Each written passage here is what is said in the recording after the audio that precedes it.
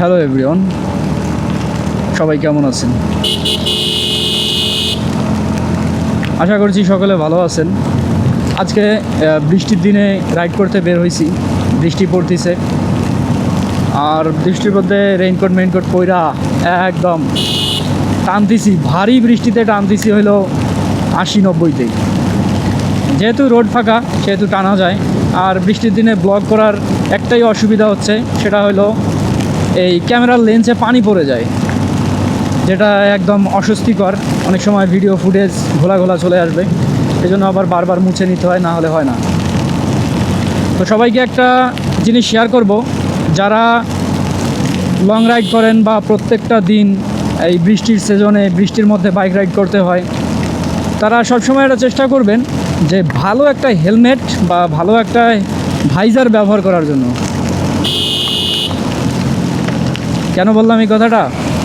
অনেক সময় আমরা কম দামি বা সস্তা হেলমেট একটা ব্যবহার করি, যার গ্লাস কয়েকদিন পর ঘোলা হয়ে যায়, রোদে থাকলে লালচে হয়ে যায়।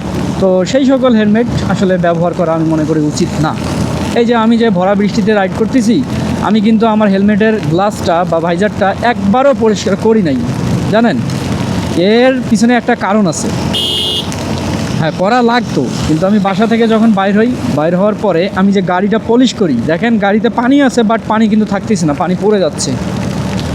তো ওই ন্যানো 17 যে পলিশটা আছে, ওইটা হেলমেটের ভাইজরে আমি দুই পাশেই লাগায়ে তাওয়াল দিয়ে মুছে ফেলছি। ভাইজারটা তখন পিছলা হয়ে গেছে। এখন এই যে ভারী বৃষ্টি হচ্ছে, এখন কিন্তু ওই পানিগুলা হেলমেটের গ্লাসে আর আটকাচ্ছে না, বুঝতে পারছেন? এই যে অটোগুলা নিয়ে ভাই আমি আগাছি বিপদে। আমি জানতাম যে ও ডানে চাপবে, যদিও ডানে পরে চাপে নাই, আমার হর্নের চাপে।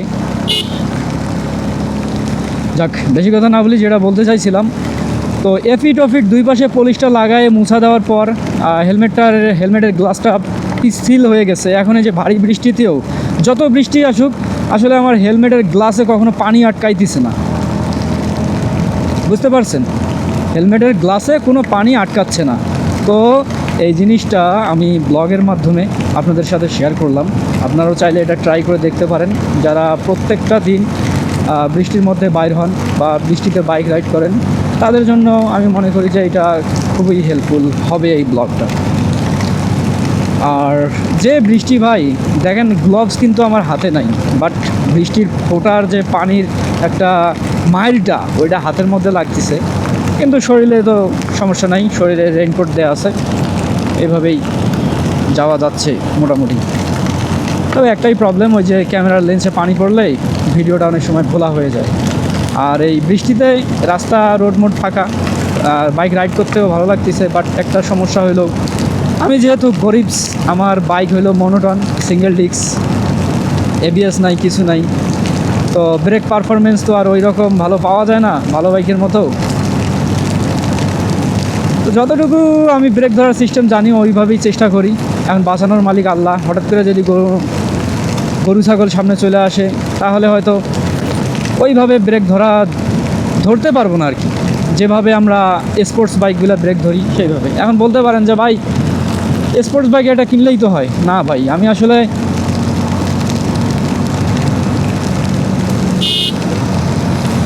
আসলে কেন কথাটা বন্ধ করছিলাম, মানে বাসটা হাইবিম দিলাম, ইন্ডিকেটর দিলাম যে ভাই আমারে আগে যাইতে দাও, আমি যাই। তো ভাবলাম যে ও আবার ডানে চাপতেছি কি না, এই জন্য। তো যেটা বলতেছিলাম যে স্পোর্টস বাইক ভাই কেনা যায়, কিন্তু আমি কিনতে পারবো না। কেন জানেন? আমার কোমরের সমস্যা। এই কোমরের সমস্যা নিয়ে স্পোর্টস বাইক যদি আমি চালাই ভাই, আমি মনে হয় না যে বাইক বেশিক্ষণ রাইড করতে পারবো। তো ব্রেক মাইরা দিই ভাই, রাস্তা যে পিচ্ছিল। ওকে, তো এই হলো ব্যাপার। এজন্য ভাই আমি স্পোর্টস বাইক চালাতে চাইও না। আর আমার বাইক আমি যে পরিমাণ প্রত্যেক দিন চালাই, স্পোর্টস বাইক চালাইলে আমার মাজা আরও দুর্বল হয়ে যাবে, মানে এত যন্ত্রণা দিবে, যা আমার পক্ষে একটা কষ্টকর বিষয়। আর সে অনুপাতে আমি মনে করি যে মনোটনটা বেস্ট আছে, দামেও কম, মানেও সাশ্রয়ী। হ্যাঁ, অনেকে বলতে পারেন যে ভাই তাহলে অন্য বাইক কিনতে পারতেন, যেমন MT-15 আছে, আরও আদার্স যে বাইকগুলো আছে সেগুলো তো কিনতে পারতেন। না ভাই, ওগুলা বাইক কিনবো না। যদি আমি 5 লাখ টাকা দিয়েই কিনি তাহলে স্পোর্টস বাইক তো কেনাই যাইতো, এই জন্য দামি বাইক কিনবো না। দেখ, মনোটন দিয়েই জীবনটা চালাই দিই। যদি কখনও বাংলাদেশে 500 সিসি বাইক বের হয় তখন আমি 500 সিসি বাইক কিনবো, যদি আল্লাহ আমাকে বাঁচায় রাখে। ইচ্ছা আছে যে বাংলাদেশে 500 সিসি যদি বাইক আসে আর আমি যদি বুড়ো হয়ে যাই, ইনশাল্লাহ 500 সিসি বাইকটা কিনবো। এই 250, 350 এইরকম বাইক আসলে কিনতে চাচ্ছি না। আর একটা কথা কি, এই বৃষ্টির নয়েজটা আসতে পারে, হেলমেটে বৃষ্টির পানি পড়তেছে, ওর একটা যে নয়েজ আছে, ওই নয়েজটা হয়েছে আমার কানে বাজতেছে, তাহলে অবশ্যই মাইক্রোফোনেও নয়েজটা লাগতেছে। যাক, এটা সবাই ক্ষমাসুলভ দৃষ্টিতে দেখবেন। আর এই বৃষ্টির নয়েজ তো এটা আসবেই, এটা বলার কিছু নাই। ওকে ভাই, চলে আসছি মোটামুটি। সকালবেলা ট্রিপ মিটার করছিলাম 0, এখন 34 কিলোমিটার হয়েছে, আরও যাইতে হবে অনেকক্ষণ। যাক, তো সবাই ভালো থাকবেন। আসলে এই জিনিসটাই শেয়ার করলাম যে বৃষ্টির দিনে যদি আপনারা হেলমেটের ভাইজারে এই কাজটা করেন তাহলে বৃষ্টির দিনে খুব ভালো একটা রাইড ফিল করতে পারবেন। আমার একটা জায়গা দাঁড়াইতে হবে।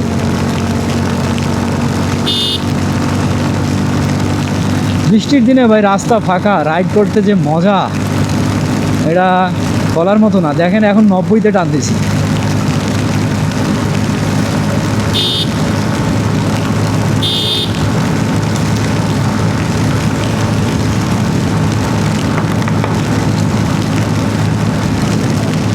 ভালো ভালো চালা যায় ভাই। তো সবাই ভালো থাকবেন গাইজ, দেখা হচ্ছে নেক্সট ব্লগে। সেই সঙ্গে সবাইকে অসংখ্য অসংখ্য ধন্যবাদ।